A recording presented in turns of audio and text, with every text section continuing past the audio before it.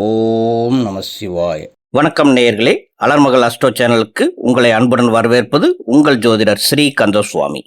இன்று நாம் பார்க்க போவது மிதுன லக்னம் மற்றும் மிதுன ராசியில் பிறந்தவர்களுக்கான வாழ்க்கை முன்னேற்றம், பொருள் வரவு மற்றும் பணம் பெருகும் சூட்சமங்கள். நேயர்களே, எங்கள் சேனலை முதல் முறையாக பார்ப்பவர்களாக இருந்தால் சப்ஸ்கிரைப் பண்ணி பெல் ஐக்கான் கிளிக் பண்ணி வைங்க. இது போன்ற பல சூட்சமமான பதிவுகள் தொடர்ந்து வரப்போகின்றன. மிதுனம் ராசி ராசி மண்டலத்தில் வரும் மூன்றாவது ராசி ஆகும். இரட்டைப்படை இணைப்பு ராசி ஆகும். காற்றுபூத தத்துவத்தை குறிக்கும் முதல் ராசி. இந்த மிதுன ராசியின் சூட்சமுமே எப்பொழுதும் இரண்டு தத்துவத்தை இணைத்தே இருக்கும். நிறைய பேர் அர்த்தநாரி தத்துவம் என்று சொல்வர். ராசியின் அதிபதி புதன் கிரகம் சூரியனை மிக வேகமாக சுற்றி வரும் முதல் கிரகமாகும். சூரியனுக்கு மிக நெருக்கமாக இருப்பதனால் அதன் அக்னி தாக்கத்தை காத்துக்கொள்ள மிக வேகமாக சுழன்றே ஆக வேண்டிய கட்டாயம் இந்த புதன் கிரகத்திற்கு உண்டு. இந்த ராசியில் பிறந்தவர்களும் இதே போலத்தான் இருப்பாங்க. செயல் வேகம் கொண்டவர்களாக ரொம்ப வேகமாக காற்றைப் போல, புயலைப் போல சில நேரத்தில் இருப்பாங்க.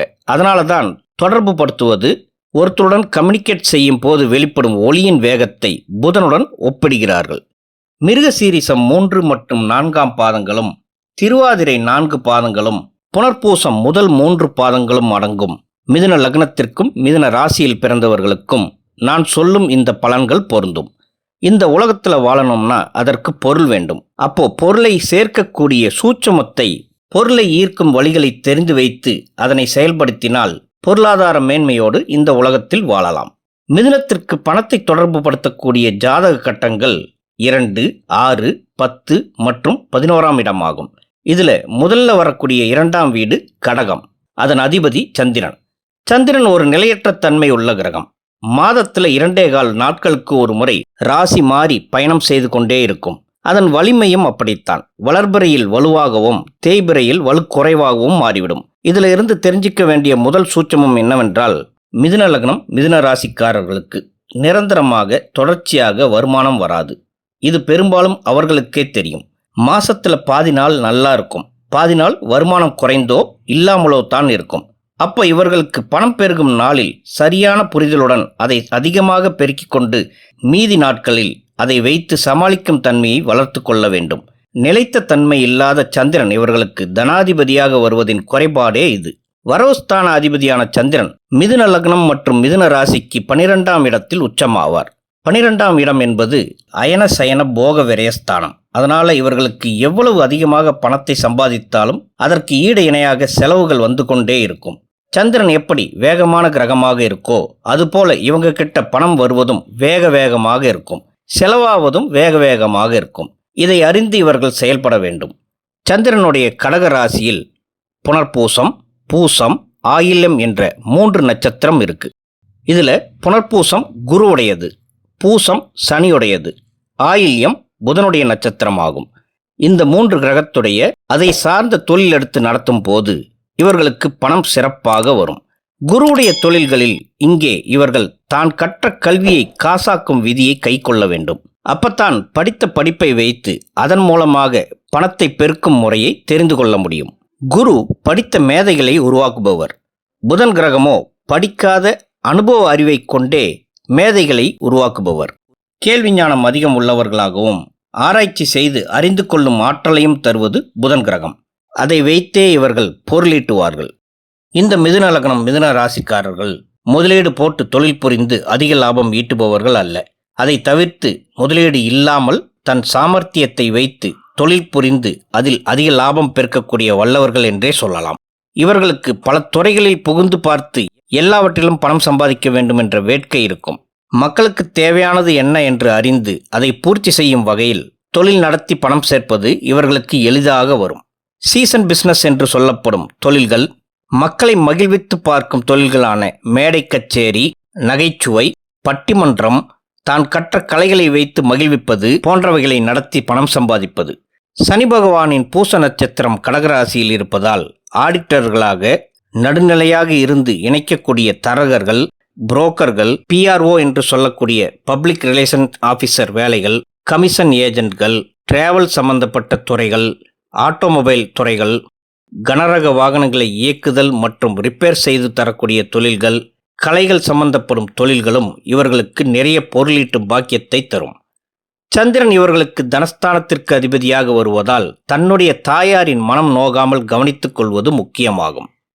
அதேபோல தன் தாயாரின் வயது மற்றும் அவரை விட மூத்த பெண்களிடம் எந்த பாதிப்புகளும் ஏற்படுத்தி கொள்ளாமல் பார்த்து கொள்வது நல்லது.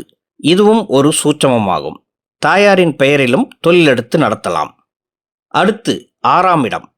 இதனை ருணரோக சத்ருஸ்தானம் என்பர். ஒரு மனிதனுக்கு நோய், கடன், எதிர்ப்பு, எதிரிகள், போட்டி, பொறாமை, வழக்கு, வில்லங்கம், பிரச்சனைகள், அதோட கடும் உழைப்பை வெளிப்படுத்தக்கூடிய இடமாகும். மிதுனத்திற்கு 6ஆம் இடம் என்பது விருச்சகமாக வருகிறது. இது நீர் தத்துவத்தை குறிக்கும் ராசி ஆகும். குளம், குட்டை, கிணறு, விவசாய நீர்நிலைகள், சேறு கலந்த நீர்நிலைகள் எல்லாம் வரும். ராசி மண்டலத்திற்கு இது 8வது இடம். இவர்களுக்கு 6ஆம் இடமாக வருகிறது. ஒருவருக்கு 6ஆம் இடம் என்பது நெருப்பு ராசியாக இருந்தால் உழைப்பினால் முன்னேற்றம் அடைவார்கள். வெற்றிகள் பல குவிப்பார்கள். நிலத்தத்துவமாக வரும்போது கடும் உழைப்பை கொண்டு முன்னேறுவார்கள். குடும்பத்திற்காக அதிகம் பாடுபடுவார்கள். நீர் தத்துவம் வரும்போது உழைப்பு அதிகம் இருக்கும். அதோட கடனும் அதிகரிக்கும். கடனே பெரும் தொல்லையாக இருக்கும். காற்று ராசியாக வரும்போது உழைப்புடன் வம்பு வழக்குகளை தரும். இங்கே மிதுன லக்னம் மிதுன ராசிக்காரர்களுக்கு ராசி மண்டல 8ஆம் வீடு இவர்களுக்கு 6ஆம் வீடு ஆவதால எவ்வளவு கடன் இருக்குன்னு யாருக்கும் தெரியாது. கணக்கு போட முடியாத அளவிற்கு கடன் வாங்கி மூழ்கியவர்கள் நிறைய பேர் இருக்காங்க. கூடவே இருக்கிறவங்களுக்கு கூட இவர்கள் கடன் எவ்வளவு வாங்கி இருக்கிறார்கள் என்பது தெரியாது. எவ்வளவு வேகமாக எவ்வளவு அதிகமாக சம்பாதிக்கிறார்களோ அவ்வளவு வேகமாக கடனும் வாங்கி திண்டாடுவாங்க. அதனால மிதுன லக்னம் மிதுன ராசிக்காரங்க கடன் விஷயங்களில் மிக மிக மிக கவனமாக இருக்க வேண்டும். ஏன்னா இவங்களுக்கு காலபுருஷனின் சூழ்ச்சி ஸ்தானமான 8ஆம் இடம் இவர்களுக்கு பணம் வரும் வழியை காட்டும் 6ஆம் இடமாக வந்து கடனையும் வாங்க தூண்டிவிடும். இவர்களுக்கு வரவுஸ்தான அதிபதி சந்திரனும் 6ஆம் இடத்தில் நீசம் பெறுகிறார் என்பதால் எவ்வளவு சம்பாதித்தாலும் வாங்கிய கடனை அடைப்பதற்கே அதில் பெரும் பகுதி போய்விடும் விதி இவர்களுக்கு உண்டு. அடுத்து 10ஆம் வீடு என்பது இவர்களுக்கு மீன ராசியாக வரும். 5ற்கும் 12ற்கும் அதிபதியான சுக்கிரன் உச்சமாகும் இடம் மீனம். ராசி மண்டலத்திற்கு விரயஸ்தானமான 12ஆம் இடம் மீனம். இதனால் இவர்கள் சொந்த தொழில் புரியும் போது முழுமையாக இவர்களின் பெயரில் ஆரம்பிக்காமல் தன் தாயாரின் பெயரிலோ தன் உடன் பிறந்த சகோதரரின் பெயரிலோ அல்லது அவரை பார்ட்னராக முன்னிறுத்தியோ தொழில் புரியலாம். தனக்கு மிகவும் தெரிந்த நண்பர்களையும் பார்ட்னராக சேர்த்து தொழில் செய்யலாம். இதுல பார்ட்னரோட பெயர் முன்னால் இருப்பது நல்லது. இவர்களுக்கு சுக்கிரன் 10ஆம் வீட்டில் உச்சமாவதால் தன் மனைவியின் பெயரில் தொழில் ஆரம்பிப்பதும் சிறப்பை தரும். 10ஆம் வீட்டை பொறுத்த வரையில் என்ன தொழில் எடுத்து செய்யலாம் என்று பார்த்தால் இவர்களுக்கு லக்னாதிபதியான புதன் இங்கே மீனத்தில் நீசமாவதாலும் 5ற்கும் 12ஆம் வீட்டிற்கும் அதிபதியான சுக்கிரன் உச்சமாவதாலும் அதோடு மீனம் குருவின் வீடாகி குருவின் நட்சத்திரமான போராட்டாதியும் அங்கே இருக்கும் என்பதால் மறைமுக தொழில் இவர்களுக்கு பொருந்தும். முன்னமே சொன்னது போல மற்றவர்கள் பெயரில் தொழில் புரிவது சரியாக வரும். மக்களை, குழந்தைகளை சந்தோஷப்படுத்தும் தொழில்கள், கமிஷன் பேஸ்டு தொழில்கள், ஏஜென்ட் தொழில்கள், வாதம் தொடர்பான வக்கீல் தொழில்கள், கல்விக்கு தகுந்த உத்தியோகங்கள், படித்துவிட்டு நல்ல அதிக வருமானம் ஈட்டும் வேலையில் அமர்வது, அக்கவுண்ட்ஸ், ஆடிட்டிங், ஃபினான்ஸ், பேங்கிங், விளையாட்டுத்துறை, சினிமாத்துறை, பத்திரிகைத்துறை போன்ற தொழில்களில் நல்ல மேன்மையை அடைய முடியும். உத்திரட்டாதி நட்சத்திரம் சனியின் நட்சத்திரமாக வருவதால் ஆராய்ச்சி செய்து கண்டுபிடிக்கும் தொழில்நுட்பத் துறைகளில் இவர்கள் சிறப்பாக அதிகமாக பணம் பெருக்க முடியும். இவர்கள் செய்ய வேண்டிய முக்கியமான விஷயம் கடன் வாங்குவதை தவிர்க்க வேண்டும். எடுத்ததுக்கெல்லாம் கடன் வாங்கும் அமைப்பு இவர்களுக்கு உண்டு. சாதாரணமாக வீட்டுக்கு ஒரு பொருள் வாங்குவதாக இருந்தாலும் அது கடனில் வாங்குவது, தொழில் தொடங்குவதும் கடனில் ஆரம்பிப்பது பாதிப்பை தரும். அதில் மிகுந்த எச்சரிக்கை வேண்டும். அடுத்து 11ஆம் வீடு லாபஸ்தானம் இவர்களுக்கு மேசமாக வரும். ராசி மண்டலத்தின் முதல் வீடு. இந்த ராசியில் கேதுவின் நட்சத்திரமான அஸ்வினி, சுக்கிரனின் நட்சத்திரமான பரணி மற்றும் சூரியனின் நட்சத்திரமான கார்த்திகை நட்சத்திரங்கள் இருக்கும். லாபஸ்தான அதிபதியான செவ்வாய் வரவுஸ்தானமான 2ஆம் இடத்தில் நீசமாவதால் இவர்கள் செவ்வாய் சார்ந்த தொழில் எடுத்து நடத்தாமல் இருப்பது நல்லது.